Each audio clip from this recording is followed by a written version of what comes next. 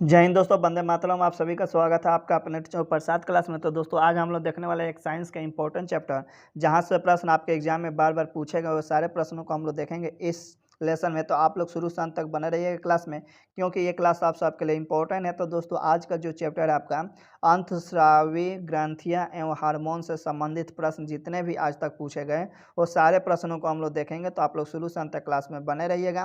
तो देखिए दोस्तों, आपका प्रश्न यहाँ से पहला बन सकता है कि दुग्ध निष्कासन हार्मोन ऑक्सीटोसिन का स्राव कौन सी ग्रंथि करती है। इंपॉर्टेंट प्रश्न है, कई बार पूछा गया, आपको एसएससी जीडी में मिल जाएगा और ग्रुप डी एनटीपीसी इन सारे एग्जामों में यह प्रश्न पूछा जा चुका है और बार बार पूछा जाता है। तो इसका राइट आंसर पीयूष ग्रंथि होगा। वेरी इंपॉर्टेंट प्रश्न है दोस्तों। अगला भी प्रश्न इंपॉर्टेंट है आप सबके लिए कि माँ और शिशुओं के मध्य गले लगाना या चूमना किस हार्मोन के स्राव को प्रेरित करता है। तो ऑक्सीटोसिन है। और ये भी प्रश्न आप सबके लिए इंपॉर्टेंट है कि किस हार्मोन में आयोडीन उपस्थित होती है। किस हार्मोन में आयोडीन उपस्थित होती है, तो थायरॉक्सिन में होती है। और वेरी इंपॉर्टेंट है, कई बार आपको एग्जामों में पूछा गया है। देखिए दोस्तों, अगला प्रश्न यहाँ से बन सकता है इंसुलिन हार्मोन किस अंग से स्रावित होती है। तो अग्नाशय से होती है। ये भी प्रश्न इंपॉर्टेंट और यहाँ से भी प्रश्न आपके एग्जाम में पूछे जाते हैं। अगला प्रश्न देख लेते हैं दोस्तों, क्या बन सकता है इस लेसन से आपके एग्जाम के लिए। मनुष्य में पित्त का निर्माण यकृत में होता है तथा पित्त का संचय पित्ताशय में होता है। यहाँ से 2 या 3 प्रश्न आपके एग्जाम के लिए बन सकता है और वेरी इंपॉर्टेंट प्रश्न है ये सारे, ठीक है। तो आप लोग एकदम नोट्स में लिख लीजिएगा। देखिए दोस्तों, अगला प्रश्न यहाँ से बन सकता है थायराइड ग्रंथि को थायरॉक्सिन स्रावित करने के लिए उत्तेजित करने वाला अंतःस्रावी हार्मोन कौन सा है। तो TSH है, ठीक है। ये भी इंपॉर्टेंट प्रश्न है, वेरी इंपॉर्टेंट है, कई बार एग्जामों में पूछा गया। देखिए दोस्तों, अगला प्रश्न यहाँ से भी बन सकता है आपके एग्जाम में कि लॉरो और ऊरो के नाम से किस हार्मोन को जाना जाता है। ये भी प्रश्न आपके कई बार एग्जामों में पूछा गया है। तो एड्रेनलिन हार्मोन को जाना जाता है। अगला प्रश्न यहाँ से बन सकता है आपके एग्जाम में और ये भी प्रश्न आप सबके लिए इंपॉर्टेंट है। मानव शरीर का सामान्य तापमान कितना होता है। तो 98.6 डिग्री फेदर में होता है और डिग्री में 37 डिग्री होता है। कभी डिग्री और फेदर में भी पूछ लेता है, तो इस बात को भी आपको ध्यान में रखना है। देखिए दोस्तों, अगला प्रश्न यहाँ से बन सकता है शरीर में अतिरिक्त ग्लूकोज ग्लाइकोजन में परिवर्तित होकर यकृत में संक्षिप्त रहता है, ठीक है। यहाँ से भी 2 या 3 प्रश्न आपके एग्जाम के लिए बन सकते हैं।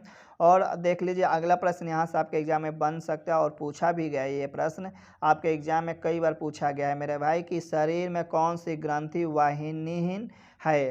तो ये भी इंपॉर्टेंट प्रश्न है, कई बार एग्जामों में पूछा गया। अंतःस्रावी ग्रंथि है, ठीक है। अगला प्रश्न यहाँ से बन सकता है पशुओं के थानों में दूध उतारने के लिए किस हार्मोन का इंजेक्शन लगाया जाता है। तो ऑक्सीटोसिन हार्मोन का लगाया जाता है, कई बार आपने देखा भी होगा। देखिए दोस्तों, अगला प्रश्न यहाँ से आपके एग्जाम के लिए बन सकता है कि मनुष्य में मधुमेह रोग किस हार्मोन की कमी से होता है। तो इंसुलिन की कमी से होता है, ठीक है। अगला प्रश्न यहाँ से बन सकता है आपके एग्जाम में कि अग्नाशय को पाचक रस के उद्यान के लिए उत्तेजित करने वाला हार्मोन कौन सा है। अग्नाशय को पाचक रस के उत्पादन के लिए उत्तेजित करने वाला हार्मोन कौन सा है। तो सिक्रीटिन है। और ये भी प्रश्न कई बार एग्जामों में पूछा गया एनटीपीसी में, ठीक है। तो अगला प्रश्न देख लेते हैं यहाँ से क्या बन सकता है। यदि अग्नाशय में कोई विकार उत्पन्न हो जाए तो इंसुलिन और ग्लूकान का निर्माण नहीं होता है, ठीक है। यहाँ से भी प्रश्न आपके एग्जाम में बन सकते हैं। देख लीजिए दोस्तों, यहाँ से अगला क्या प्रश्न बन सकता है। कौन सी ग्रंथि वृद्धि हार्मोन का रिसाव करती है। तो पीयूष ग्रंथि करती है, वेरी इंपॉर्टेंट है, कई बार एग्जामों में पूछा गया है। देख लीजिए दोस्तों, अगला प्रश्न यहाँ से बन सकता है कि मानव शरीर में सबसे छोटी अंतःस्रावी ग्रंथि कौन सी है। ये भी प्रश्न आप सबके लिए इंपॉर्टेंट है, कई बार पूछा गया है। तो पीयूष ग्रंथि है। अगला प्रश्न यहाँ से आपके एग्जाम के लिए बन सकता है कि हार्मोन्स की अनियमितता के कारण होने वाले रोग को क्या कहा जाता है। तो कार्यात्मक रोग कहा जाता है, वेरी इंपॉर्टेंट है, यहाँ से भी आपके एग्जाम में प्रश्न बन सकते हैं। और दोस्तों, ये रहा हार्मोन और तथा उनके भूमिका यानी कि कार्य। तो इस प्रश्न को भी आप लोग नोट्स में लिख लीजिएगा, क्योंकि इन सारे को हम डाल दूंगा टेलीग्राम ग्रुप में, वहाँ से सब जाकर आप लोग नोट्स कर लीजिएगा, ठीक है। ये सारे प्रश्न आपके एग्जाम में पूछे जाते हैं। किस एग्जाम में पूछे जाते हैं, तो रेलवे, एनटीपीसी, ग्रुप डी और एसएससी, एमटीएस, इन सारे एग्जामों में यहाँ से पूछे जाते हैं, ठीक है।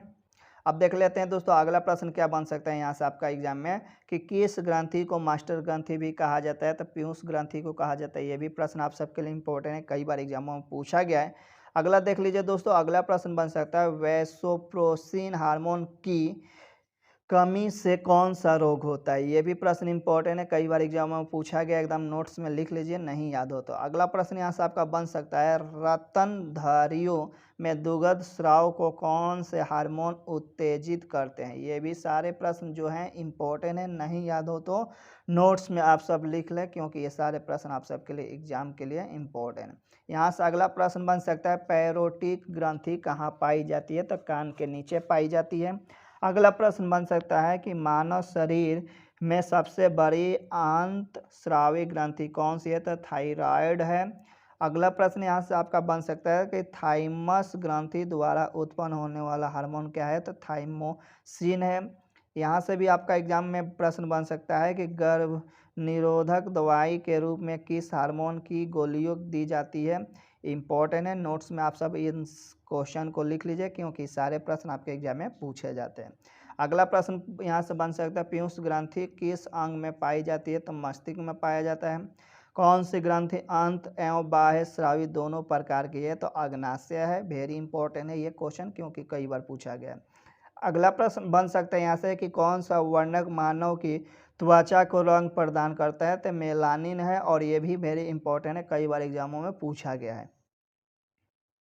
देख लीजिए दोस्तों अगला प्रश्न यहाँ से आपका बन सकता है कौन सी ग्रंथि मानव शरीर के तापमान को नियंत्रण करने में सहायता प्रदान करती है। ये भी इंपॉर्टेंट प्रश्न है, वेरी इंपॉर्टेंट है, थायराइड है, और एग्जाम में कई बार पूछा गया है। ठीक है, तो इस क्वेश्चन को भी आप लोग लिख लीजिएगा, याद कर लीजिएगा। देख लीजिए दोस्तों यहाँ से भी आपके एग्जाम में प्रश्न बन सकता है, और ये वेरी इंपॉर्टेंट है, इन सारे बातों को लिख लीजिएगा।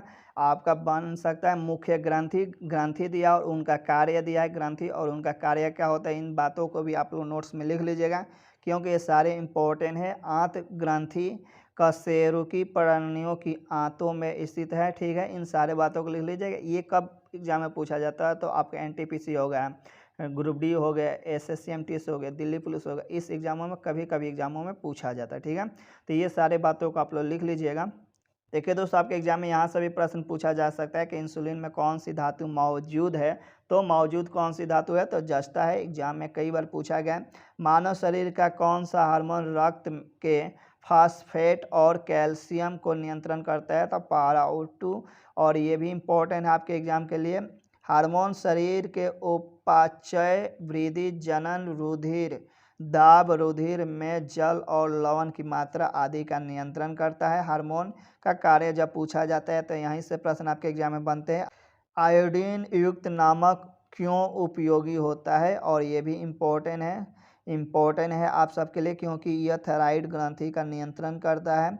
यहाँ से भी प्रश्न आपके एग्जाम में बन सकता है कि यकृत एवं मांसपेशियों में ऊर्जा किस रूप में जमा होता है, तो ग्लाइकोजन के रूप में जमा होता है। ये भी प्रश्न आपके एग्जाम में पूछे जाते हैं। तो दोस्तों इन सारे प्रश्नों को आप लोग नोट्स में लिख लीजिएगा।